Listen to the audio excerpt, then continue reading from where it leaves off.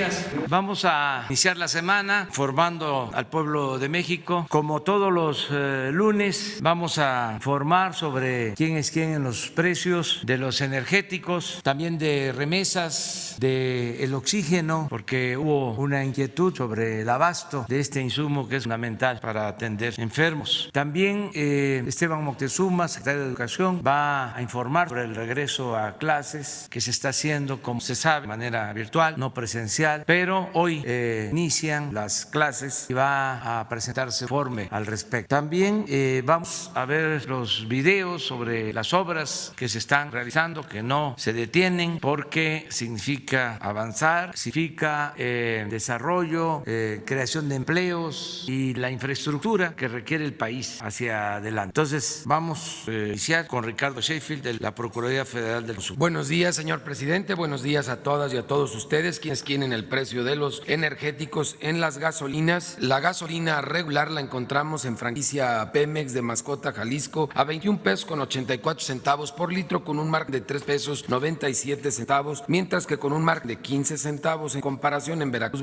franquicia Pemex, una franquicia, lo tiene a 16 pesos con 77 centavos. Para la gasolina premium, el combustible es BP en Iztapalapa, en la Ciudad de México, 21 pesos con 93 centavos por litro, con un margen de 4 pesos 54 centavos, mientras que franquicia Pemex en Veracruz lo tiene a 16 pesos 97 centavos por litro, con un margen de solo 23 centavos. Franquicia Pemex para el diésel en Mascota, Jalisco, 22 pesos con 49 centavos por litro, es la que tiene el precio más alto, con el margen más alto de 3 pesos 57 centavos, en comparación con franquicia Pemex en Isidoro Montes de Oca, en Guerrero, a 18 pesos con 31 centavos por litro de diésel, un margen de 16 centavos. Si vemos por marcas, las tres marcas más caras en la semana que cerró fue Redco, Argo y Chevron, mientras que las tres más económicas en promedio fue Total, G500 y Orsan. Vemos que el concorte el 8 de enero, el precio de la mezcla mexicana de petróleo $51 con 52 centavos, y ese mismo día diésel promedio nacional 19.60, Prem 19.25 y la regular 18.76. Seguimos como todas las semanas trabajando en la verificación de las gasolineras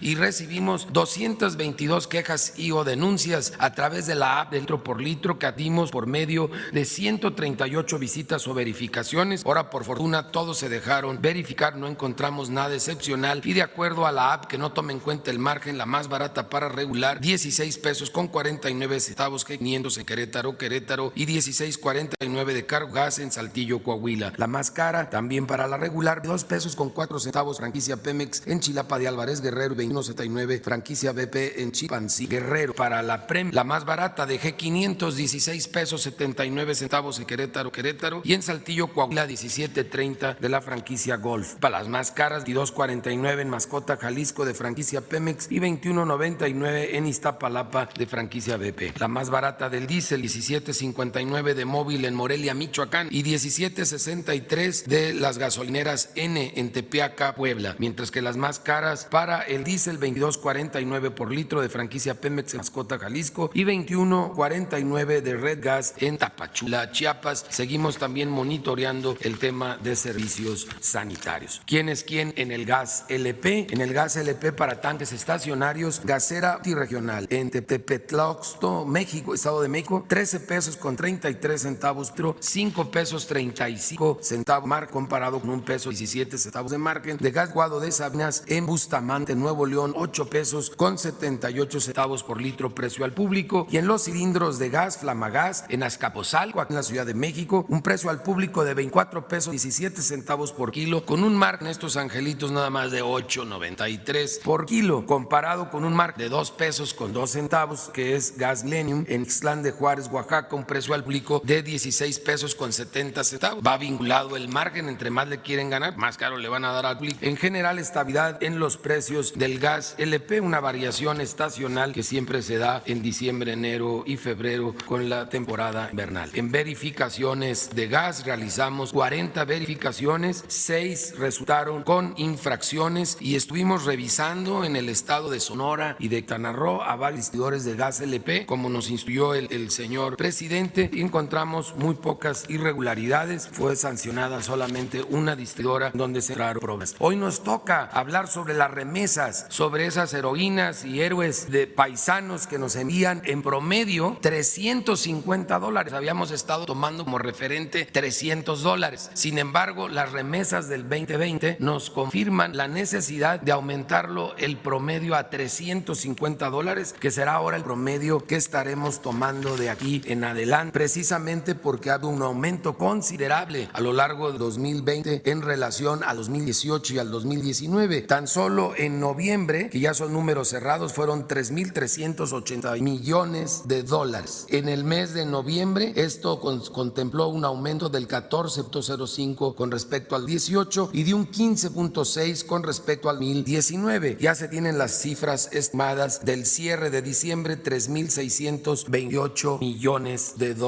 Esa es una cantidad récord para el año 2020, y también en este año 2020, aparte de ese aumento en promedio del 14%, tenemos que reportar que en depósito a cuenta fue Cloud Transfer Services la que dio el mejor tipo cambiario. El año pasado su promedio fue de 21 pesos con 56 centavos, pero en efectivo el mejor tipo de cambio promedio lo dio Ulink con 21 pesos 96 centavos por dólar. La comisión más baja en depósito a cuenta fue de Ulink, que fue de $0, y en efectivo también fue Ulink con $0. No cobraba ninguna comisión. El menor diferencial entre tipo de cambio pagado y tipo de cambio fix lo tuvo Pagafón con menos .07 centavos, y la remesadora que más veces reportó el mayor promedio de pesos recibidos fue Ulink durante 36 semanas en el año 20. La industria en promedio pagó por un envío de $350, que es ahora el promedio, ya no los 300 que usábamos anteriormente, fue de $7,427. Y ahora, viendo el reporte actual del cierre del mes pasado en diciembre, Ulink es el que tiene la cero comisión y te da más dinero, porque al final su tipo cambiario de 19.55 le dio por $350 a nuestras paisanas y paisanos $6,842 pesos con 50 centavos que recibió mamá o esposa acá en México, mientras que la peor opción en efectivo fue West Union, que dio $6,542 pesos con 8 centavos por esos mismos $350. En envíos de depósito a cuenta, la mejor opción fue Ria Money Transfer con $6,849 pesos con 50 centavos por ese envío de $350, con un tipo cambiario de 19.57 y que no cobró comisión. Tanto la peor opción para depósito en cuenta fue MoneyGram con $6,616 pesos 19 centavos por los $350 y un promedio de 19.46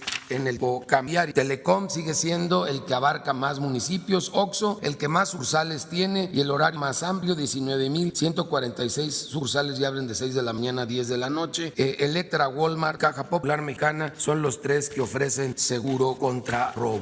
Y como una encomienda especial que nos hizo el señor presidente, hemos estado analizando desde noviembre, diciembre y lo que va de este mes de enero el precio del oxígeno. Yo creo que lo primero que hay que contar es que hay abasto suficiente de oxígeno. Son más de 30 plantas de 2 empresas, Praxair e Infra. La más grande la tiene Infra aquí en Puebla, incluso fui invitado a conocerla y les puedo decir, de haberlo constatado, que relativamente es fácil producir oxígeno. Por eso también hay concentradoras de oxígeno que se pueden comprar en medio de 27,000 pesos para producirlo en casa. Entonces puede haber desabasto de oxígeno. Son 2 insumos los que tienen: el aire tiene la atmósfera, que lo succionan y con electricidad producen frío y presión. Mediante frío y presión, ese aire que toman de la atmósfera lo convierten en nitrógeno, en argón y en oxígeno de forma y es transportado en pipas. Está una infraestructura muy amplia entre las 2 empresas para cubrir todo el país.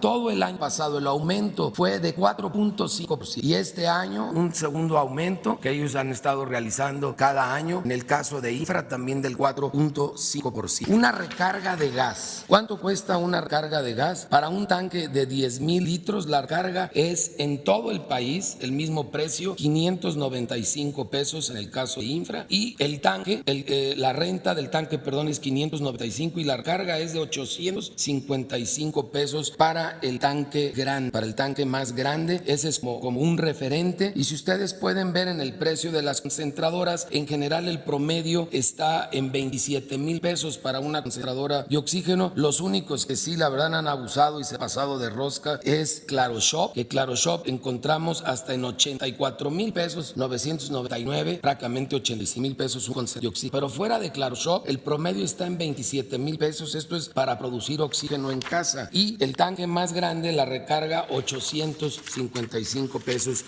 Estos son promedios nacionales. Las dos empresas mantienen los mismos precios desde Tijuana hasta Mérida. Por eso podemos decir con toda certeza que no hay ni habrá desabasto de oxígeno. Y les pedimos a los consumidores que al 55 55 68 87 22 nos reporten a cualquiera que quiere abusar, que hasta ahorita hemos sancionado solamente 16 distribuidoras en el país, no los productores y pequeñas distribuidoras, son los menos que han abusado. Y un caso excepcional aquí en la ciudad de México, que es el único en el que cerramos una distribuidora porque estaba viendo oxígeno industrial, lo estaba viendo como si fuera medicinal, que tiene otras medidas de precaución para proteger la salud de los consumidores, y que además estaba usando de la marca Infra, en otras palabras, ni siquiera un distribuidor serio. Por eso fue cerrado. Los demás recibieron multas y en general podemos encontrar que no hay desabasto, que no hay grandes abusos, pero donde se presenta un abuso de algún distribuidor, por favor, les pedimos a los consumidores que nos reporten para actuar. Muchas gracias. Muchas gracias, señor presidente. Muy buenos días a todas y a todos. El día de hoy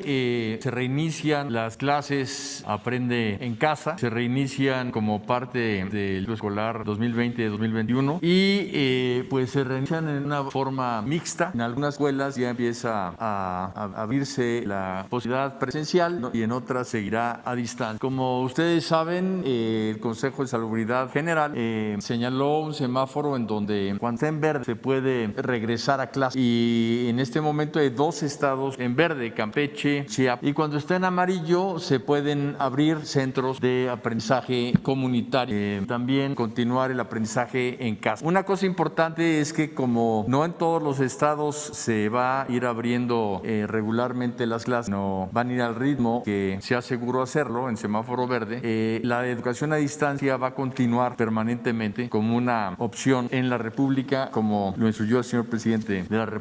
El número de estudiantes que hoy regresan a sus labores de aprendizaje son casi 30 millones y medio de niñas, niños, adolescentes y jóvenes de preescolar, primaria, secundaria y bachillerato, una cantidad muy importante. Para las entidades que pueden regresar a clase se ha especificado un protocolo, hay una guía, conocen los estados, que conocen el magisterio, muy clara, que de manera resumida podríamos comentarla muy rápidamente. Siguiente, el establecimiento de los comités participativos de salud escolar, lo primero, en donde va a haber una relación entre las escuelas y los centros de salud más cercanos. Se van a dedicar a hacer la limpieza de la escuela y a establecer 3 filtros de corresponsabilidad, uno en casa, uno en la escuela, uno en el salón de clases, así como hacer todas las señalizaciones. Van a garantizar el acceso de agua y jabón para toda la comunidad escolar, y el señor presidente de la República, además de desde un principio haber garantizado a maestras y maestros pues todos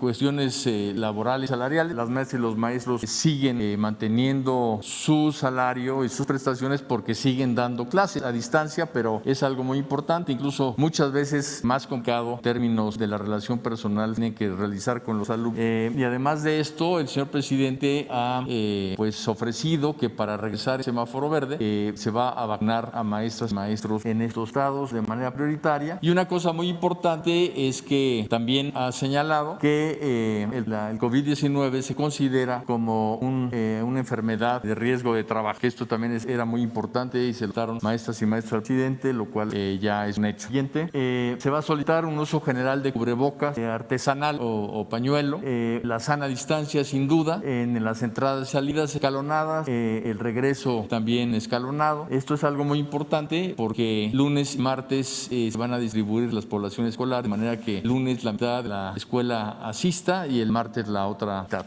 Lugares asignados en cada salón, asistencia por apellido de manera alternada. Habrá una educación mixta, esto quiero decir que alumnas y alumnos van a estar aprendiendo al mismo tiempo presencial y a distancia, y se va a maximizar el uso de espacios abiertos. Siguiente, se va a suspender cualquier tipo de ceremonias, va a haber un sistema de detección temprana para detectar cualquier caso, y una cosa muy importante, el apoyo socioemocional para docentes y estudiantes. Las maestras, maestros, alumnas y alumnos tienen el regreso a clases presenciales de manera voluntaria. Si tienen alguna condición que no les permita acudir a la escuela, lo deben de manifestar para que así queda. Y esto pues cambiará hasta que el Consejo de Salud General lo determine. Siguiente. En el semáforo amarillo, en los centros comunitarios de aprendizaje, también hay un protocolo. Aquí la asistencia es totalmente voluntaria de alumnas, alumnos, maestras, maestros. Se han instalado con semáforo amarillo ya varios, me atrevo a decir, decenas de miles de centros de aprendizaje comunitario. Van a atenderse fundamentalmente a estudiantes en condiciones vulnerables, quienes tienen mayor rezago, que puedan tener una relación más cercana con su maestra, maestro, en grupos muy pequeños, cuando máximo de 9 personas a la vez, y cada asistente deberá presentar una carta arriba. Siguiente. Las sesiones de trabajo, cuando mucho, deben de durar 40 minutos, respetar los 3 filtros escolares, la sana distancia, el cubrebocas, la asistencia escalonada y un límite del 40% de la población escolar, también de madres y padres de familia que muchas veces requieren orientación de las maestras y los maestros. Siguiente. Como habíamos dicho, si quieren un máximo de 9 personas por salón, se va a priorizar eso de espacios abiertos, que es también una medida importante de prevención, limpiar mobiliario y equipo después de cada clase, evitar asistir en caso de algún síntoma o sospecha de COVID, y con un solo caso de enfermo, pues habrá 8 días que se cerrará el centro comunitario para evitar contagio. Siguiente. Algo muy importante es que a nivel internacional ya empieza a ser algo considerado como base de la educación, que es el uso de la televisión. Entonces han empezado países muy importantes a usar la televisión, y afortunadamente en México pues tuvimos desde el principio la indicación del señor presidente de utilizar este medio como medio de educación. Siguiente. Se hizo una encuesta, una investigación en donde participaron 300,000 maestras y maestros, en donde vemos que el magisterio sigue pues muy comprometido con la educación pública, muy comprometido con la educación a distancia. El 93% está de acuerdo con lo que está haciendo, un 86% califica entre 8 a 10 de calificación los programas de Aprende en Casa, lo siguen, un 80% ve que continuamente hay una mejora en la misma, y una cosa importante es que el 70% de maestras y maestros dicen que más que un problema académico, lo que hay que atender mucho a niñas y niños es en el tema también socioemocional. Y una cosa importante es que ya hemos estado entregando el padrón para vacunación a Presidencia del Siguiente. Lanzamos el día de hoy Aprende en Casa 3, que con toda esta investigación que hicimos al magisterio, a madres y padres de familia, a alumnas y alumnos, porque esta encuesta fue aplicada para todos, hemos logrado conocer pues las principales características que debemos de apoyar en Aprende en Casa 3.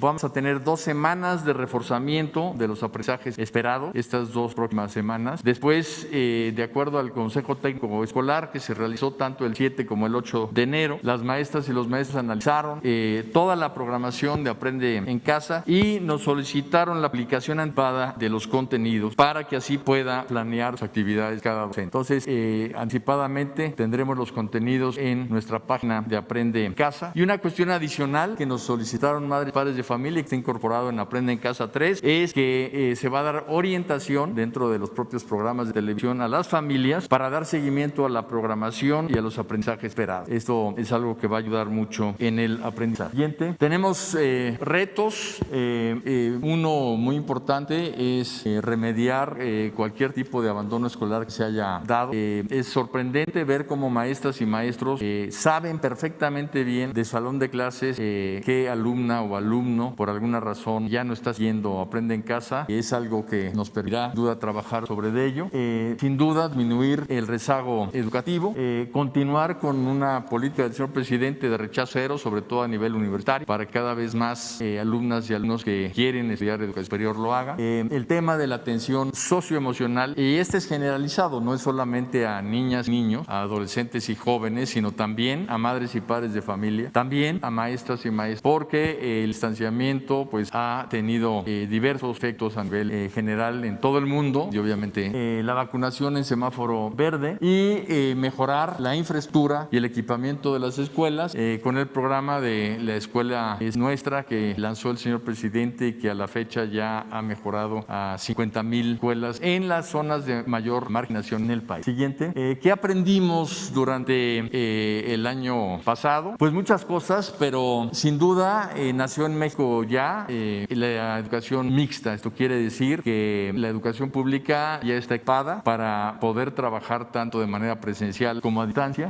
Si recuerdan ustedes, el señor presidente anunció que va a haber internet para todas las escuelas, y esto es algo muy importante porque antes solo se trabajaba en el tema de la compra de equipos, y ahora la Secretaría, pues por necesidad, por lo que se dio el año pasado, ha desarrollado toda una nueva fortaleza para tener contenidos educativos que no tiene esta educación. Hay un salto histórico, sin duda, en el uso de herramientas, tanto de televisión educativa como de contenidos digitales, de los cuales carecían, y de herramientas digitales. Tan solo capacitación se logró dar a más de 1 millón de maestras y maestros acceso a Internet, y a más de 20 millones de alumnas y alumnos de manera gratuita. Hay una cuestión también muy importante que está incorporado en el artículo 3º constitucional que remitió para su aprobación el señor presidente en mayo del año pasado, y era que la educación se centrara en las niñas, los niños, los adolescentes y los jóvenes. Esto parece una obviedad, pero en realidad en los temas educativos la atención muchas veces está puesta a otros lados del tema y no en las niñas y los niños. Pues bien,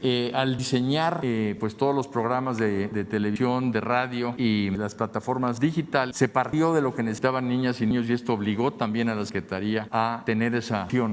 Nuevos contenidos educativos, hay nuevos libros de civismo, ética, nutrición, salud emocional, vida saludable. Se ha insistido desde que inició la pandemia por parte del señor presidente, por parte de la Secretaría de Salud, que una de las formas más claras de lograr prevenir cualquier tipo de enfermedad, y también COVID, pues es tener un sistema inmune fuerte, y ese sistema inmune fuerte se construye, y a las niñas y a los niños pues desde muy chiquitos hay que enseñarles el camino de una vida saludable. Otra cosa importantísima es el cambio hacia una educación personalizada. Parece paradójico, pero nos han dicho maestras y maestros que están más cerca de sus alumnos hoy que antes, porque antes eran maestros frente a grupo y con quien trataban eran fundamentalmente con un grupo, y que ahora, como están obligados a hablar con ellos, a mandarles mensajes, a retroalimentar la relación con madres y padres de familia, pues se han dado cuenta del entorno en que vive cada niña y cada niño, cada adolescente, cada joven, y eso les permite sin duda entender por qué pueden o no aprender y en qué condición. Y esto es un logro que sin duda el sector educativo tiene que mantener en una nueva pedagogía de educación personalizada. En cuanto al regreso de madres y padres de familia a la escuela, esto es algo también que la necesidad obligó a hacerlo, pero que ya era clamor en el sector educativo, que madres y padres de familia estaban muy separados de la educación de sus hijas e hijos, y ahora están hombro con hombro trabajando con el magisterio. Y esto es algo muy importante que también en la iniciativa que envió el señor presidente de artículo 3º constitucional explícitamente se define como una corresponsabilidad en la educación. Y finalmente, pues al estar ayudando a sus chiquitos, pues muchos adultos han dicho, ¿por qué no pues logro yo la educación de estudios de educación básica? Y se ha realmente disminuido el rezago educativo de adultos a través del siguiente. Una cosa importante, en todo el mundo solamente 3 países nunca cerraron la escuela. Esto es para entender el contexto. 62 países cerraron y siguen cerrados. 92 países cerraron y reabrieron. Estos son casi todos países de África, que allá no se ha dado el COVID de manera tan fuerte que el resto del. Y 20 países cerraron, reabrieron y tuvieron que volver a cerrar, y así. En México, una de las cuestiones que reconoce la comunidad educativa mundial es que no ha dado zigzagueos, sino que ha mantenido una política de relación de las escuelas con las indicaciones de las autoridades sanitarias. Son estas las que le indican al sector educativo qué es lo que se debe de hacer. Sigue la lista, la pueden pasar hasta que concluya, y pues con esta información es que el día de hoy nos sentimos muy contentos de que el aprendizaje de nuestras niñas y niños continúa, no se detiene, y de que poco a poco estaremos volviendo a una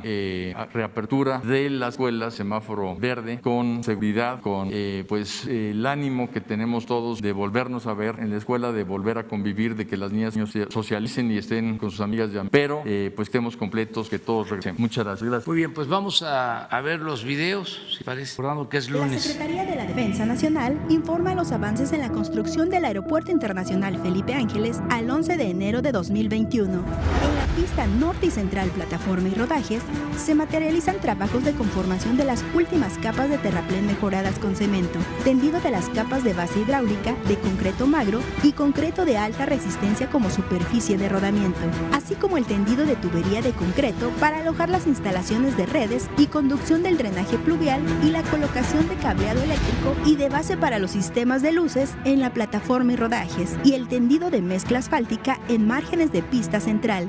En la terminal terminal de pasajeros se realiza la fabricación de rampas y escaleras de servicio, la instalación de rejilla, de puertas en sanitarios y en salas de última espera, colocación de instalaciones hidráulicas, sanitarias, eléctricas y aire acondicionado. En el eje troncal de circulación y obras complementarias, permanece la construcción de las losas postensadas del viaducto elevado para el acceso al nivel de salidas de la terminal de pasajeros. Además, se realiza la excavación y tendido de tuberías de redes eléctricas de media tensión y drenaje pluvial en zona de vialidad.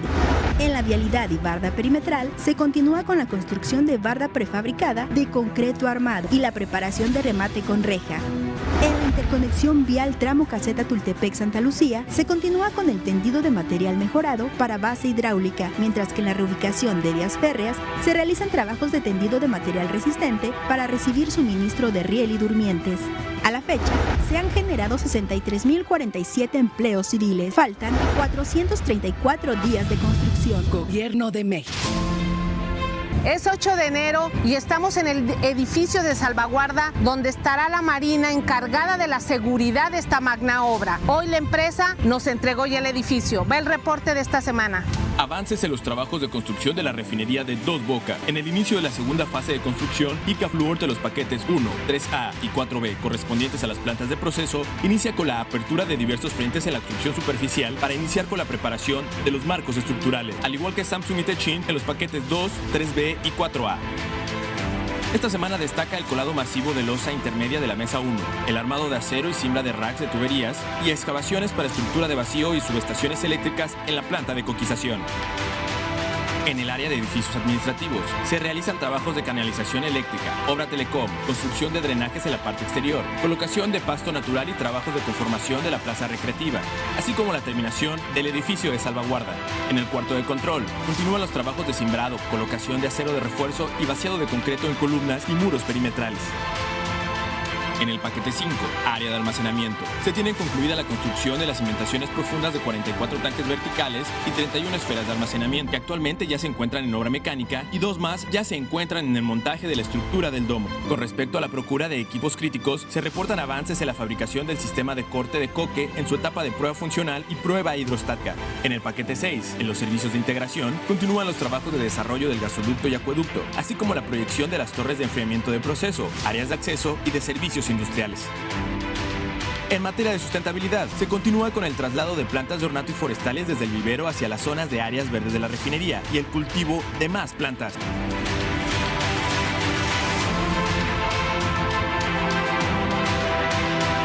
Tren Maya, reporte de avances, semana 21 de 157. En el tramo 1, avanzamos con la dictaminación arqueológica del INPE y continuamos con los trabajos de desmontaje, corte y terraplén. En el tramo 2, proseguimos con la adquisición de vías y progresamos con las actividades de desmonte. En el tramo 3, finalizamos las labores de desmontaje de vías y avanzamos en la construcción de pasos peatonales y vehiculares. En el tramo 4, seguimos en marcha junto al INAH en el dictamen arqueológico. Progresan las obras de desmonte y despalme, así como el corte y terraplén. También se registran avances en obras de drenaje transversal. Pedraplén. En el tramo 2 se realizan trabajos para la construcción de pedraplén, que es una de las capas que conforman la plataforma ferroviaria. El proceso constructivo incluye las siguientes etapas principales. 1. Preparación de la superficie de asiento del pedraplén. 2. Drenaje del cimiento. 3. Carga y transporte del material PET. 4. Extensión y compactación en las diferentes capas. 5. Ensayos necesarios y pruebas.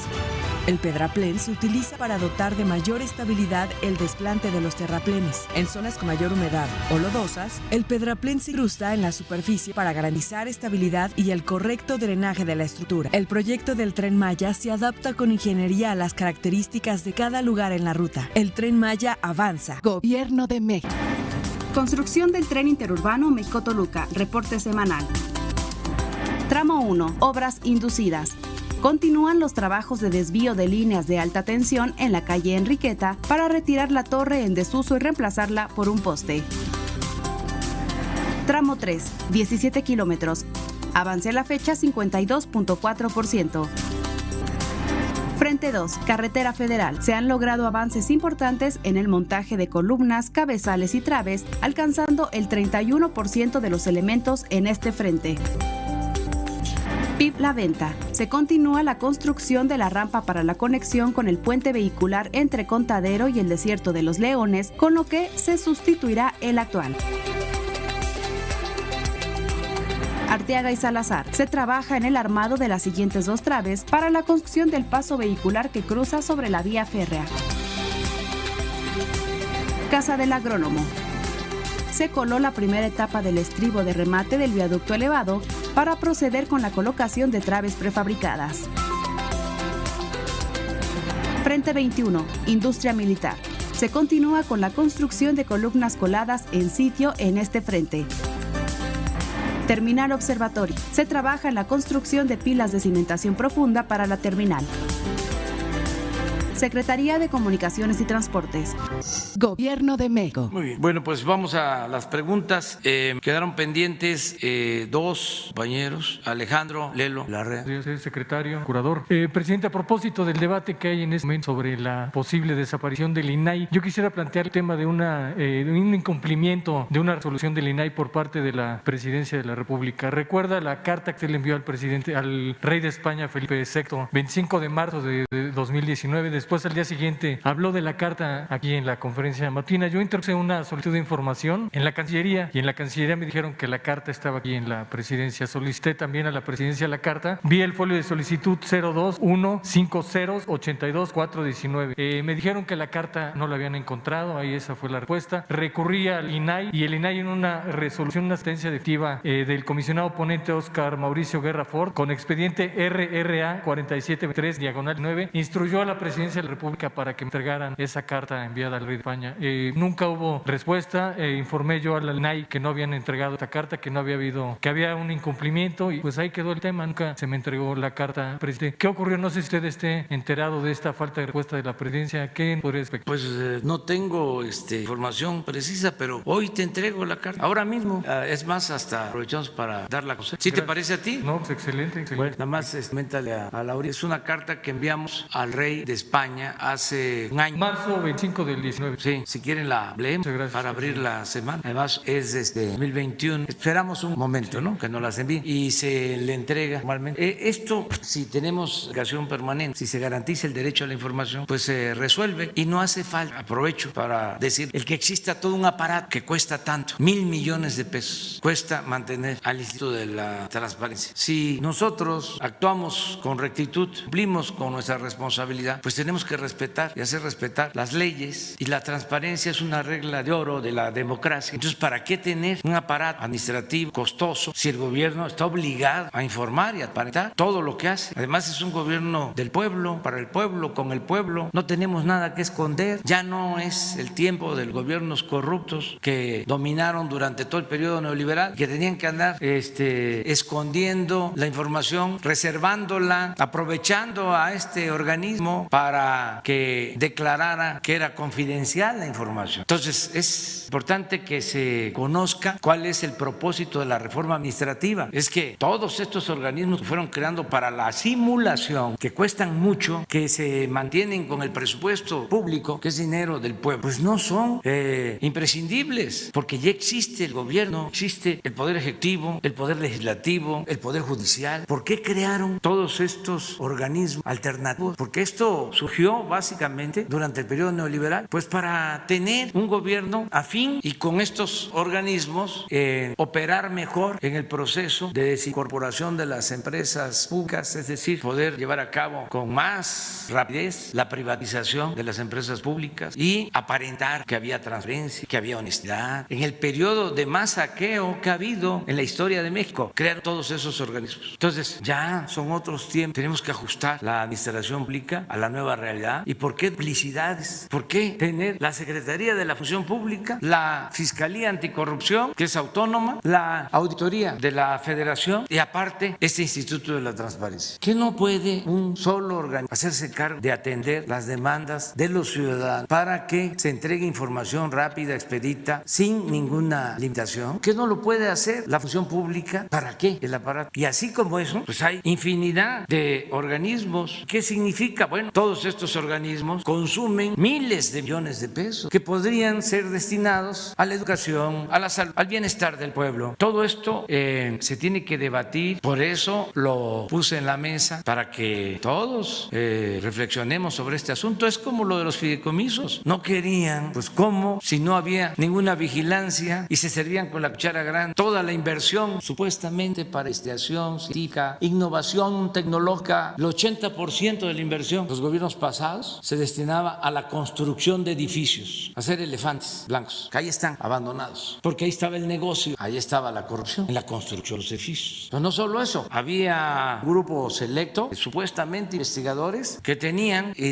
garantizado o tenían privilegio de ir al extranjero, rentar campo golf. Ya vamos a informar sobre todo esto. Entonces ahora, pues vamos, ya se avanzó con lo de los fideicomisos, con los fondos a los investigadores, a los deportistas, a los artistas. Les sigue llegando su apoyo. A nadie se les dejó sin sus apoyos. Solo se eliminó todo el aparato burocrático oneroso. Cada secretaría se hace cargo de apoyar a los deportistas, a los artistas, a los investigadores, a los científicos. Y es lo que queremos hacer en caso de estos organismos reguladores. Es todo. Revisarlo. Se crearon todos estos organismos en otras circunstancias cuando el gobierno estaba organizado, pues orientado a servir de instrumento, de facilitador del saqueo de los bienes del pueblo y de la nación. El gobierno era un comité al servicio de una minoría rapaz. Entonces ya es otra cosa, ya es distinto y estamos pues gobernando con el ejemplo, aunque no les guste a nuestros adversarios. Voy a repetir, aunque parezca disparar, en el 2018 la presidencia de la República ejerció un presupuesto de 3.600 millones de pesos, 3.600 millones, y el año pasado se ejercieron 540, más de 3.000 millones de pesos de ahorro, y así todo el gobierno, porque no puede haber gobierno rico con pueblo pobre, es inmoral. Ahora con la pandemia que ha causado tan daño, dolor, algunos adversarios, los que apoyaban al régimen corrupto, tanto en medios de comunicación como en el mundo de la academia y la intelectualidad, hablan de que se cancele el aeropuerto, que se cancele la refinería, que se cancele el Tren Maya. Eso ya lo padecí cuando fui jefe de gobierno, me tocó iniciar lo de los segundos pisos. No querían que se hiciera, son tan pocas de que después hasta nos copiaron, nada más que nosotros hicimos segundos pisos sin cobrar y ellos ya establecieron el sistema de cobros, pero eran opositores a esta obra. Yo lo único que les diría es que ¿por qué no pidieron en su momento que se cancelara la construcción del aeropuerto en el lago de Texcoco, que era una obra faraónica donde el único propósito era robar, saquear? Cuando en Reforma, en El Versal, en estos meses, programas de radio, de televisión, hicieron un cuestionamiento sobre la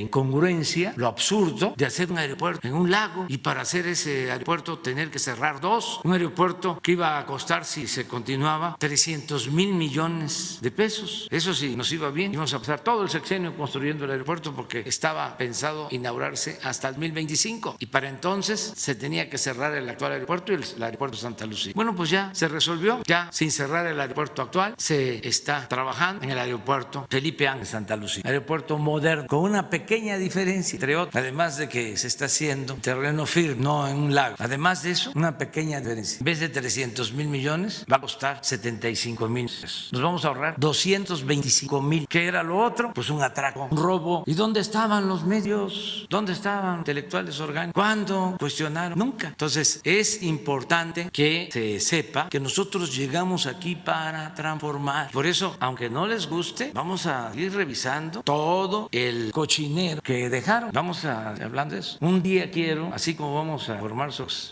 fideicomisos, un día quiero mostrar en esta misma semana los contratos sobre los reclusorios, porque privatizaron los reclusorios. Eso la mayoría de la gente no lo sabe y vamos a dar a conocer esos contratos. ¿De cuánto cuesta al pueblo mantener a un recluso en esos reclusorios privatizados que de acuerdo a los contratos ni siquiera son del gobierno? Se tiene que estar pagando año con año. El año pasado alrededor de 15,000 millones de pesos de renta de 8 o 10 reclusorios para 10,000 reclusos. Entonces vamos a hacer las cuentas aquí para que vean cómo eran las tranzas y eso es lo que quieren nuestros adversarios, que se mantengan, y de eso es de lo que no hablaba la prensa, los medios de información, los artistas, los nexos de letras libres, con honrosas excepciones. Siempre afortunadamente hay personas, ciudadanos que actúan para principios ideales y esto también se da en la prensa. Sí, o revisarlos, hacerles la cuenta cuánto se les ha pagado. Aquí voy a buscar cuánto se les ha pagado como para que se llegue a un acuerdo. Es lo que se hizo cuando compraron el gas, que ni siquiera los ductos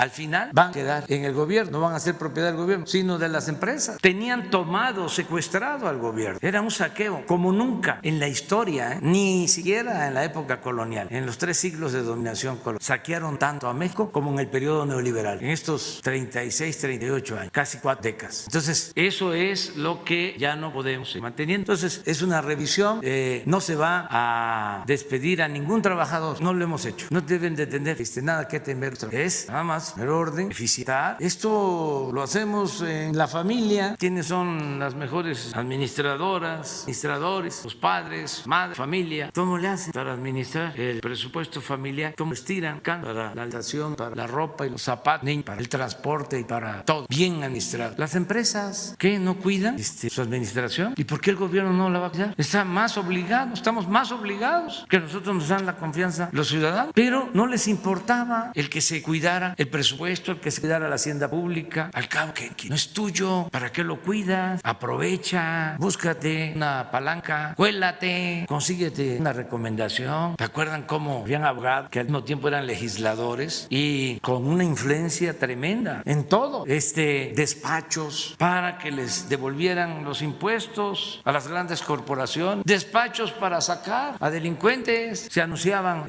abogados famosos diciendo: no tengo a nadie en la cárcel, todos clientes los libero. Pues cómo no, si tenían el control de todo el gobierno. Influencias, no se trataba de que fuesen buenos abogados profesionales, que los hay, no, tenían buenas agarreras en jueces, con magistrados, con hasta mero arriba. Y esto en general, que el INE no le daba candidaturas a quien no le correspondía por instrucciones del presidente. El INE otorgaba registros a los partidos por instrucciones del presidente y desde luego se hacían de la vista gorda cuando había elecciones para que se tiraran fraudes electorales. Pues por eso todos están enojados, ya se van a ir contando. Ahí está la carta, la leo, ¿sí?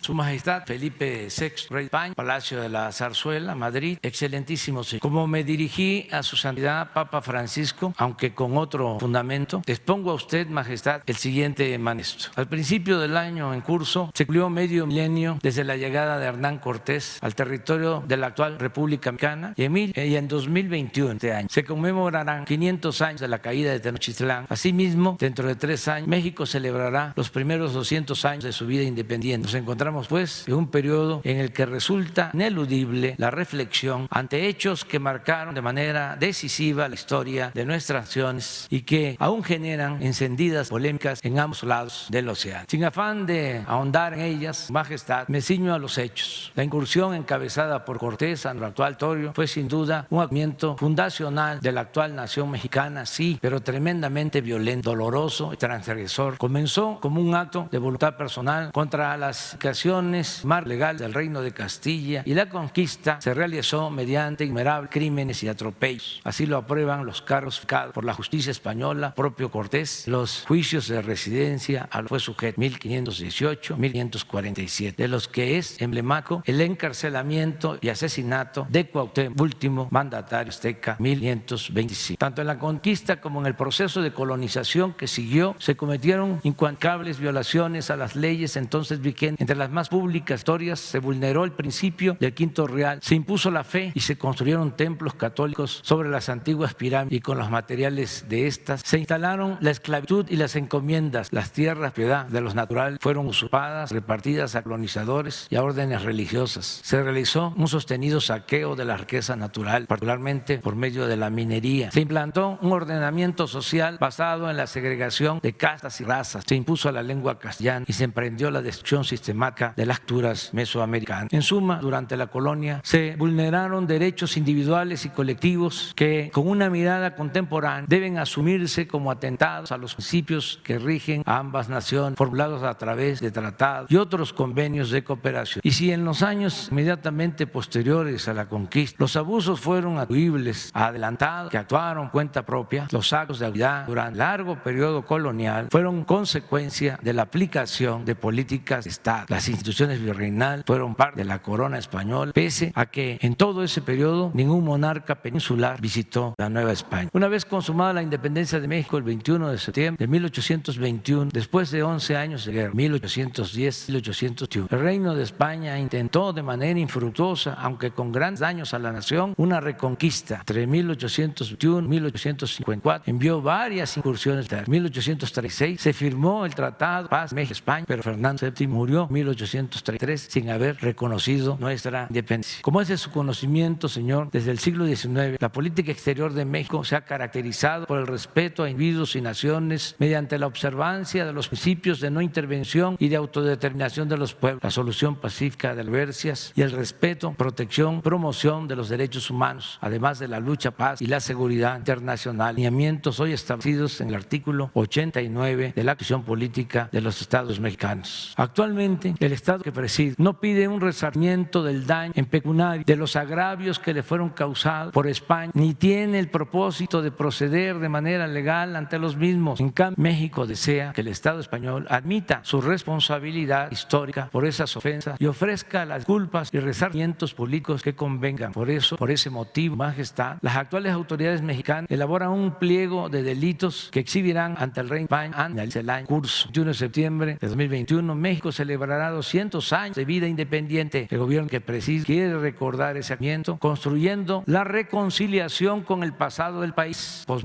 más remoto que parezca. Tal fecha coincidirá 500 años de la caída de Tenochtitlán y el inicio de la colonia, y se establecerá el 21 de septiembre como el Día de la Reconciliación Histórica. Ese día, el Estado mexicano pedirá perdón a los pueblos originarios por haber porfiado, una vez consumada la independencia, en la agresión, la discriminación y el expolio a las comunidades indígenas que caracterizaron el periodo colonial. Desagravio hará énfasis en las guerras atroces y genocidas emprendidas por el gobierno mexicano en contra de los pueblos Yac-May, la guerra del Yac en Sonora y Sinaloa, la guerra de Casta en la península de Yucatán, así como en la persecución racista que sufrieron los chinos en el territorio de México durante las primeras décadas del siglo XX y en otros agravios y atrocidades que diversas autoridades dieron contra la población. Para la nación que represento es de fundamental importancia, señor, invitar al Estado español a que sea partícipe de esta reconciliación histórica, tanto por su función principalísima en la formación de la nacionalidad mexicana como por la gran relevancia e intensidad de los vínculos políticos, culturales, sociales y económicos que hoy entrelazan a nuestros dos países. Me alienta el propósito de superar de forma activa los desencuentros, los rencores, las culpas y los reproches que la historia ha causado entre los pueblos de España, sin ignorar ni omitir las ilegalidades y los crímenes que los provocaron. Con este propósito, el Gobierno de México propone a Su Majestad que se trabaje a la brevedad y en forma bilateral en una hoja de ruta para lograr el objetivo de realizar en 2021 una ceremonia conjunta al más alto nivel, que el Reino de España exprese de manera pública y oficial el reconocimiento de los agravios causados, que ambos países se acuerden y redacten un relato compartido, público y socializado de su historia común, a fin de iniciar nuestra relación una nueva etapa plenamente apegada a los principios que orientan en la actualidad a nuestros respectivos estados y brindar a las próximas generaciones de ambas orillas del Atlántico los cauces para una convivencia más estrecha, más vida, más fraternal. Reciba esta expresión de más guidas consideraciones. Esta carta se envió en su momento, la filtraron en España, tanto al periódico El País como al periódico Reforma, y la usaron para enfrentarnos, para decir que cómo íbamos a atrever a pedir que se dispare el gobierno de España por lo sucedido durante la cuando era que todos hiciéramos para el pueblo solidarios para buscar la reconciliación. Entonces la filtraron con altanería, mandaron a sus voceros a insultarnos, a respondernos, hasta un intelectual, Vargas Llosa, intelectual de la realeza, se nos lanzó muy fuerte. Cuando era eso, después que se envió esta carta, ya pasó la tormenta, se dieron movimientos, no en México, Estados Unidos, contra de conquistadores, se dieron debidos que no podemos actuar con violencia y nada. Pero cuando se rechazó nuestra apuesta, se habló de que ya había pasado un tiempo y que eso ya estaba enterrado, estaba en el olvido. Y luego vino es que se estoy refiriendo, estas protestas, es algo que sigue. Entonces, no es tarde para llevar a cabo juntamente este propósito de acordar conjuntamente el hacer culpas al pueblo y iniciar una etapa nueva de reconciliación entre nuestros pueblos, entre nuestros gobiernos. Entonces, eso es lo que en su momento se escribió. Ya tiene tiempo, pero ahí está ya la carta. Sí, me permite una nota. Con la premisa de que a nadie le pagan por no trabajar, presidente, fíjese lo que pasa en Timex, que va a cumplir ya 11 meses de huelga. Por cierto, no cumplieron de se resolviera antes de la Navidad. Los directivos de la empresa siguen cobrando a pesar de la huelga. La Ley Federal del Trabajo establece que no deben cobrar los empleados cuando hay una huelga. En estos casi 11 meses, los directivos de la empresa han cobrado en total unos 10 millones de pesos. Esto equivale más o menos a 20,000 vacunas, 20,000 dosis de vacunas COVID y a 6,400 meses de apoyo del programa adultos mayores. Presidente, ¿qué opina de esta irregularidad que hay en México? Sobre todo cuando el gobierno promueve y ha aplicado una austeridad muy importante, que esté gente cobrando trabajar. Bueno, hay que buscar ya solución activa al conflicto. Timex me informó Jesús Ramírez Cueva, que le envío un abrazo fraterno, que está enfermo y va a operarse. Deseamos el caso de todas las personas que enfrentan esta enfermedad, este virus tan dañino. Antes de que se enfermara, Jesús me habló de que ya se estaba avanzando el acuerdo. Yo tengo una reunión con la directora Timex, creo que mañana pasado. Entonces vamos a tratar el asunto para que se resuelva. Fíjense, me acaban de pasar acaba de ser Yanis, era ganadora del programa de becas. Una mujer es Leti, un área del pueblo, una luchadora social. Fíjense, manejo de entrega de becas a estudiantes pobres. Por sus acciones, ella es familiares, amigas. Un abrazo. ¿Qué le va a plantear, presidente, a San Juana Martínez? ¿Usted qué le va a plantear a Juana Martínez? Pues que me informe cómo va la situación, buscar que haya ya un acuerdo, porque sí ha pasado mucho tiempo y hay que escuchar a los trabajadores, están con de la dirección y también a la directora MEX, porque San Juana es una mujer honesta, esa es mi percepción, por eso la nombramos, es una mujer recta, periodista, con principios, con ideales. Entonces hay que buscar el acuerdo, el diálogo, la reconciliación. Entonces mañana creo voy a tener la reunión, ojalá ya llegue a un... Gracias. Bueno, está Paul Ernesto Lascada. Luego quería. Buenos días, presidente. Paul Velázquez desde Los Mochis, ni uno más, ni un corrupto más en gobierno. Presidente, antes de los dos temas, déjeme comentarle y sobre todo pues dar seguimiento a un tema aprovechando lo que comentó hoy el procurador. El pasado miércoles 6 de enero y hoy se ha hablado de las remesas, de lo importante que han sido durante la pandemia, y eso pues no es nuevo. Hay que reconocerle a los paisanos que han sacado durante décadas adelante a generaciones enteras de mexicanos. La mayoría de ellos salieron en busca del sueño americano y hoy ven con agrado algo que estamos titulando en las redes como el sueño mexicano. En mayo recordará que le propuse que una parte de las casas recuperadas del Infonavit fueran a dar para los paisanos y vendidas en los consulados para que ellos generaran patrimonio. Usted de inmediato respaldó la apuesta y se lo agradecemos. Este tema tiene a los paisanos muy emocionados, pero diariamente preguntan por sus futuras casas que van a comprar. Si bien entendemos que la ley del Infonavit tiene muchos candados neoliberales, es compleja y la adversidad en su consejo de administración han provocado que al día de hoy no se tenga un solo avance. Presidente, a nombre de los paisanos les solicitamos si pudiera la presidencia generar enlace con el Infonavit, que se hagan mesas de trabajo, que se agilice y se pudiera destrabar tanto problema, porque el Infonavit no nos está atendiendo. Algo así que pudiéramos lograr este mismo año el sueño mexicano para nuestros héroes paisanos como usted. Bueno, vamos a pedirle al director del Infonavit que te atienda hoy mismo. Gracias. Para que se avance. Y el Consejo de Administración del Infonavit, que es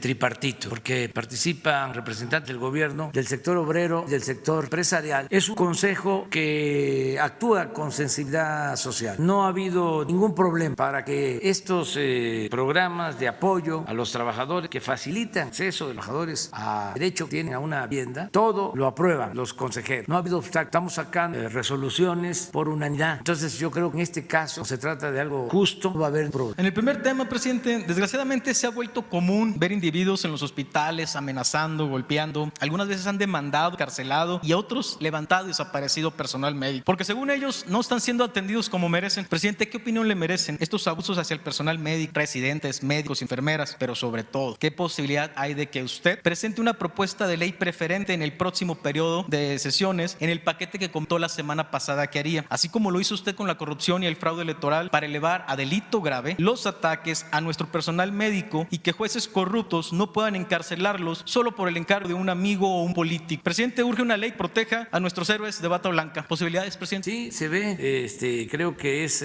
injusto que se maltrate el personal médico, más en la circunstancia en que están, cuando ellos están arriesgando su vida por salvar vidas, médicos, enfermeras, todos los trabajadores del sector salud, en particular, en especial, los que están en hospitales COVID, los que trabajan en los 1,015 hospitales. La verdad es de que hubieron algunos problemas, pero la gente se ha portado muy bien con ellos, los apoya, los reconoce, los cuida. Esa es la información que yo tengo. Son muy pocos los que cuestionan a los trabajadores del sector salud, los que están atendiendo enfermos, muy pocos, taneros, prepotentes. La mayoría de la gente cuida a los doctores. Tengo información directa y tengo también encuestas. Y en todo este tiempo de la pandemia, quienes tienen más reconocimiento de todo, más que el presidente, son los trabajadores, el reconocimiento del pueblo, de la gente. Entonces, yo veo esto como algo admirable, bueno, para todos estemos conscientes y actuemos de manera sencilla y se reconozca el humanismo de los médicos, los trabajadores de la salud. ¿Y por qué? Además, es importante recordarlos y protegerlos, porque no son todos los médicos México, son los que están dedicados, los que decidieron voluntariamente trabajar para salvar vidas en la pandemia, que muchos dijeron, no muchos, sí, algunos dijeron, no es mi especialidad, no puedo. Por eso es importantísimo que hacen nuestro conocimiento. Y si es necesario, pues la iniciativa de ley. Pero la verdad, la gente los está respaldando. Y no están solos, que el gobierno pues, también los protege, no están solos. Para la siguiente exposición de motivos, con todo respeto, le solicitaría a usted, presidente, a mis compañeros aquí presentes y a la audiencia, que me tengan paciencia. Es un tema delicado, un poco largo, extenso. Hasta hace una hora se me decía que no lo presentara por el alto riesgo que representa, no para muchos. El pasado lunes 4 de enero, aquí en la mañanera, se habló de la posibilidad de ofrecer el asilo político a Julián Assange. Las preguntas que saltaron son ¿para qué? ¿Para que lo maten aquí en México? ¿Para qué traer a alguien más? Si Lidia Cacho y Anabel Hernández están fuera de este país, es porque no confían en el mecanismo de protección para los defensores de derechos humanos y periodistas. Actualmente el mecanismo es quien debe garantizar la protección a los defensores. En octubre pasado yo le denunciaba la corrupción que existe entre esta empresa y el mecanismo. Su amaciat, mientras RCU monopoliza el dinero, el mecanismo solamente obedece. La empresa está ligada al expresidente Felipe Calderón y Genaro García. Esa semana volvió a recibir los ataques. El mecanismo no está garantizando la protección. Aquí no estamos seguros, presidente. El mecanismo no escucha y peor aún, no quiere escuchar. Los miembros de la Junta de Gobierno, el personal directivo como Jorge Ruiz, director general, Cristian de la Rosa, titular de análisis de riesgos, deben ser removidos a la brevedad. Le digo lo que le dije a nuestro subsecretario de Gobernación, Alejandro Encinas, el viernes 25 de septiembre. No somos cajas de galletas, somos vidas y no sentimos la protección o seguridad que dice la ley que el Estado mexicano debe otorgar. Usted tiene otros datos, presidente, pero con todo respeto son los secados. Las decisiones son tomadas por terceros sin hacer partícipes a los extraídos y lograr consensos. Ser tomado en cuenta, y usted lo dijo la semana pasada e informado, es un derecho que el mecanismo nos niega. Saltan ante esta situación muchas preguntas. Pregunto, ¿a cuántos miembros del mecanismo de protección les han matado a su padre como a nuestro amigo y compañero de las mañaneras, Carlos Domínguez de Tamaulipas, quien además le han cancelado sus medidas de protección, dejándolo a la suerte de los enemigos? Pregunto, ¿a cuántos miembros del mecanismo de protección los han dejado casi muertos en 3 ocasiones como a nuestro amigo y compañero en las mañaneras, Julio Omar Gómez de Baja California? Le asesinaron escoltas, ya están en el mecanismo. A él le han provocado secuelas psiquiátricas, al grado que ha intentado quitarse la vida en varias ocasiones. Depender de fuertes cargas de medicamentos controlados, atención médica, que al día de hoy ninguna dependencia de gobierno lo apoya, y ha sido entre los amigos y compañeros de aquí, periodistas de la mañana, quienes hemos ayudado a solventar su situación. Él, ante esta situación, Julio Omar está por solicitar en las próximas semanas el asilo político a uno de los miembros de la Unión Europea. Pregunto, ¿a cuántos miembros del mecanismo de protección los han dejado huérfanos a los 5 años viendo cómo asesinan a su madre, como fue con la gran Miroslava Bridge en Chihuahua? ¿A cuántos miembros del mecanismo los han dado un tiro de gracia como nuestro valiente Javier Valdés? ¿A cuántos miembros del mecanismo de protección les han desaparecido sus familias? ¿A cuántos miembros del mecanismo de protección les han dado un bombazo contra su patrimonio, un balazo en la cabeza, dejando sordos, con parálisis facial, obstrucción de las vías aéreas, con problemas para respirar, hablar y decir, deudas millonarias, toma de medicamentos y secuelas de por vida? Desgraciadamente, la respuesta en todas estas preguntas que acabo de hacer es la misma: ninguno. Y por eso, presidente, ninguno de estos miembros del mecanismo debe seguir decidiendo por las vidas de los defensores de los derechos humanos y los periodistas. Tomaré las palabras del empresario Alejandro Martí: si no pueden, renuncien. El mecanismo de protección, los miembros de la Junta de Gobierno y la empresa RCU ya demostraron que no pueden y deben ser retirados. Por último, el pasado miércoles 5 de febrero del año pasado, al exponerle mi caso aquí en la mañanera, yo le dije que a pesar de todas las recomendaciones de las organizaciones tanto del país como extranjeras, no me quiero ir del país. Pero hay un constante abuso, amenazas y hostigamiento de parte de Jorge Ruiz y Cristian de la Rosa del mecanismo de protección, del capitán Valverde, de la empresa RCU, y ya se está considerando retomar el proceso para el asilo político en el extranjero. El nivel de seguridad actualmente, presidente, que tenemos es cero. El botón que nos dan lo tenemos apagado porque tenemos temor a que RCU y el mecanismo entreguen nuestras posiciones geolocalización a nuestros enemigos. Este es el botón y permanece apagado porque es el principal enemigo que tenemos actual. La Fiscalía General de la República está sorprendida por la negligencia. Se están iniciando las demandas contra los corruptos que operan el mecanismo. Usted el miércoles 6 dijo que el derecho más importante es el derecho a la vida. El mecanismo no lo quiere garantizar. Al más estilo de la Santa Inquisición, da sentencias de muerte a todo el que les incomoda. El mecanismo está descompuesto y ojalá usted lo pueda arreglar. Ante todo esto expresado, presidente, quiero hacer 4 peticiones y de su respuesta, pero sobre todo de las instrucciones que usted quiere, depende la vida de más de 1,200 extraídos y sus familias en este país. más. La primera, Jorge Ruiz y Cristian de la Rosa deben ser separados de sus cargos e investigados por poner en riesgo la vida de los extraídos. 2, los recursos, que se hagan públicos los recursos que opera el mecanismo y todo lo que se queda un solo particular que monopoliza contrato leonino. La vida pública, cada vez más pública, te lo dice. 3, urge la reinstalación de las medidas de protección. Parece que el mecanismo prefiere muerte antes que hacer su función. 4, creo que, presidente, es la más importante en este momento. Urge una reunión presencial, no videoconferencia, de los equipos de los defensores de derechos humanos y periodistas con el subsecretario Alejandro Encinas. Gracias. Muy bien. Vamos a pedirle a Alejandro que les reciba, que te atienda, pero también que venga aquí por todo lo que has expuesto, que explique cómo es este proceso de protección a los periodistas, a cargo de quién está, si funciona, si realmente protege, no, que se escuche la opinión, así como tú te expresas, de Alejandro Encinas, que es el subsecretario de Gobernación, a quien le tengo toda la confianza, absoluta confianza, y creo que a todos nos conviene que se ventile este asunto, que se transparente, independientemente de las reuniones, puedan tener, que aquí se informe sobre el mecanismo de acción periodistas. También ya se tenían contemplado 2 informes sobre derechos humanos, sobre las búsquedas, sobre la atención a las víctimas. Entonces vamos a aprovechar para que informe la Secretaría de Gobernación y en especial Alejandro con su equipo, si te parece. Y además se establezca ocasión de inmediato. Muy bien, a ver. Gracias, buenos días.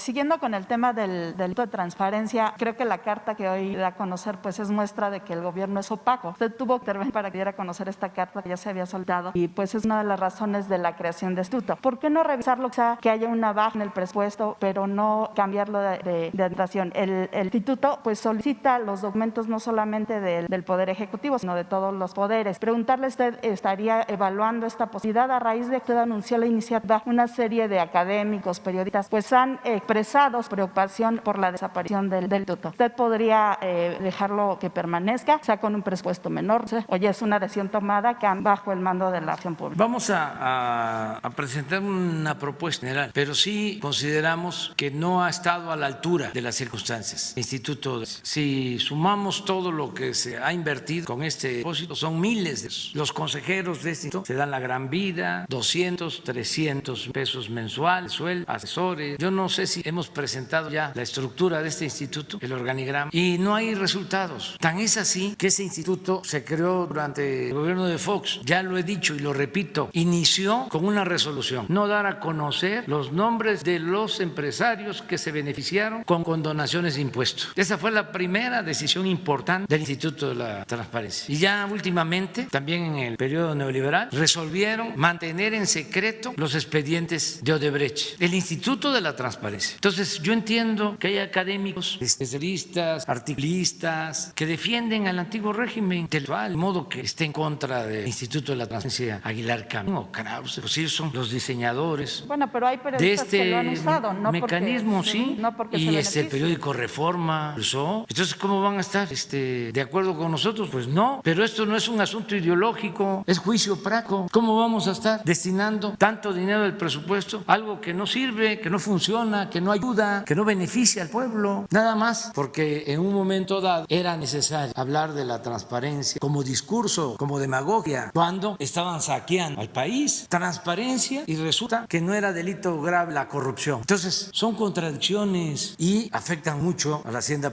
Nosotros queremos es transferir, orientar la mayor parte del presupuesto a la gente, al pueblo. Son dos visiones.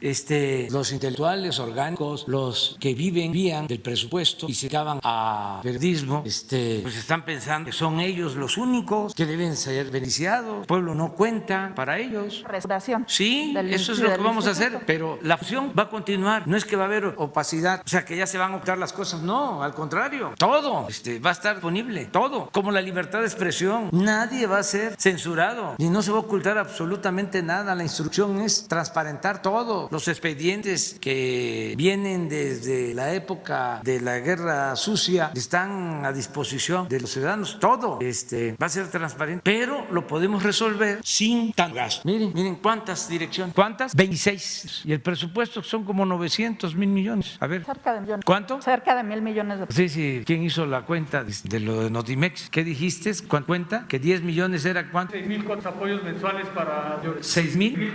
10 millones. Y entonces, ¿1,000 cuántos adultos mayores son? Bueno, es lo mismo.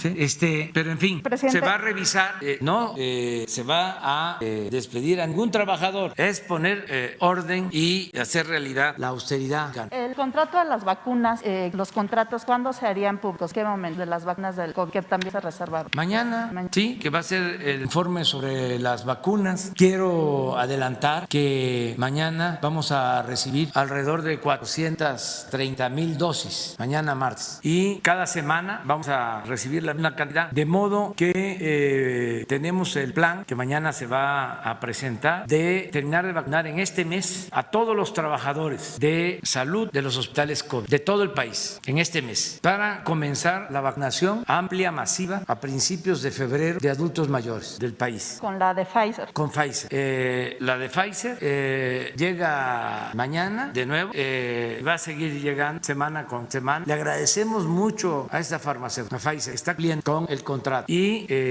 hoy llegó o está por llegar de Argentina, el doctor Hugo López-Gatell trae buenas noticias, que tenemos ahí dos vacunas, dos unidades, una vacuna de una farmacéutica rusa y la AstraZeneca. Nos trae información. También estamos ya por tener el acuerdo con CanSino, otra más, esta de una farmacéutica china. Lo que estamos ya diseñando es un plan de vacunación que va a llegar en su momento más importante, va a llegar a 10,000 brigadas de vacunación por todo el país. Ya mañana 1,000 brigadas. Mañana. ¿En qué área del país? En todo el país. 1,000 para los 1,015 hospitales, para terminar de vacunar a todos los médicos, las enfermeras, los trabajadores de estos, y a partir de ahí adultos mayores. ¿Por qué adultos mayores? Esto es muy importante. Que vamos a tratar de que en marzo, a más tardar en abril, estén vacunados todos los adultos mayores de 60 años. Ese es el propósito. Todos los, porque al vacunar a los adultos mayores estamos reduciendo, estaríamos disminuyendo la mortalidad por COVID en un 80%. Esto es importante que se sepa. Por eso tenemos que ser muy rigurosos con la aplicación de la vacuna. Nada de influyentismo, nada de querer brincarse la fila o saltarse la fila. Es hasta que no toque. Ningún abuso, ni de médicos que no están en COVID, ni de líderes sindicales, ni de funcionarios públicos, ni de potentados, nada. Y todo aquel que se quiera pasar de listo va a ser denunciado, porque tenemos que actuar con rectitud. Ya nos va a tocar. En tanto, vamos a seguirnos cuidando con la sana distancia, no agrupándonos. Ya falta poco. Y apurarnos para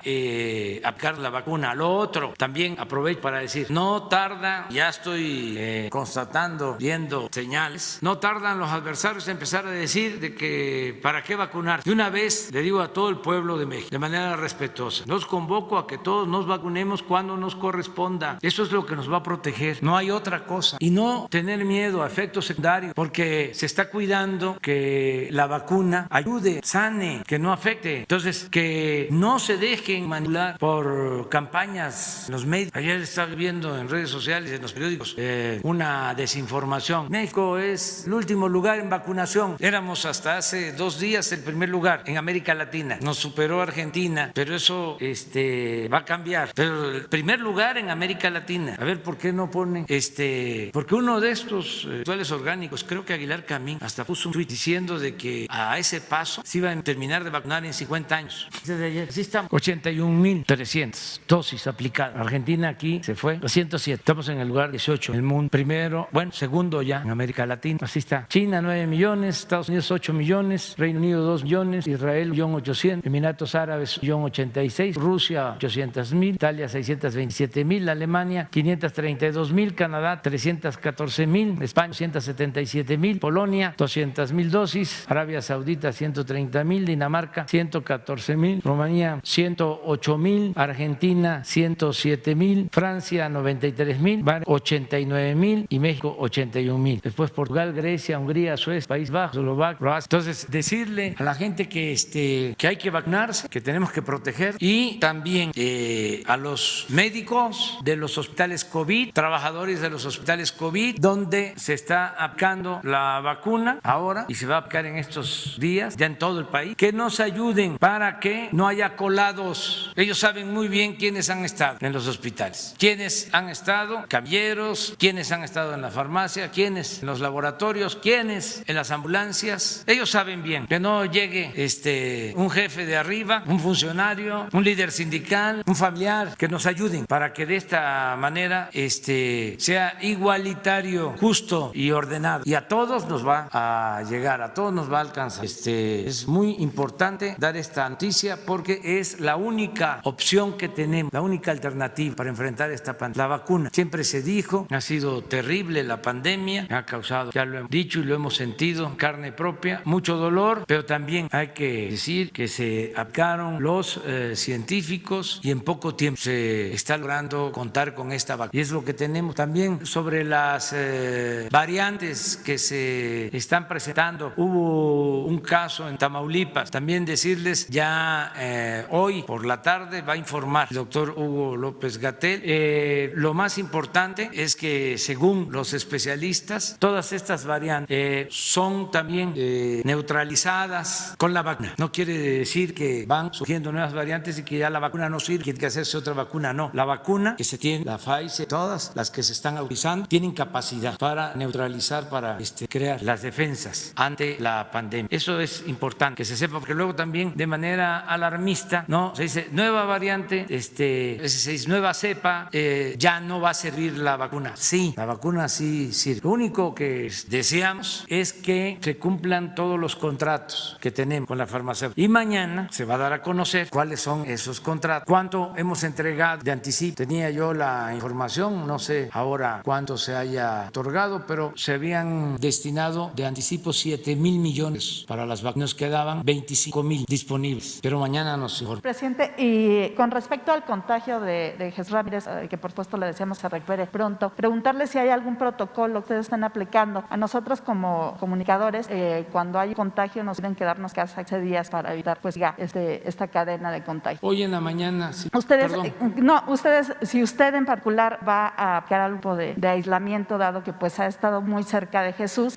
vemos que tiene hoy en su agenda una reunión de gabinete legal y ampliado, si va a ser presencial, ¿qué medidas tomará? Sí, hoy en la mañana el doctor Alcocer, que es el que yo escucho, obedezco para los asuntos médicos y bien para mi situación personal, hoy habló en la mañana de nuestra reunión de seguridad, de que se va a presentar un protocolo a nosotros de mañana. Él ya nos va a informar sobre esta situación y lo vamos a llevar a la práctica. ¿Pero de aislamiento? No sabemos qué es lo que va a recomendar. Yo de todas maneras cuido, es sana distancia, es cómodo porque tengo que estar también corriendo el país, porque lo he dicho, es muy dolorosa la pandemia, pero también hay que acabar con la peste, la corrupción, que es peor que la malaria, ¿cierto?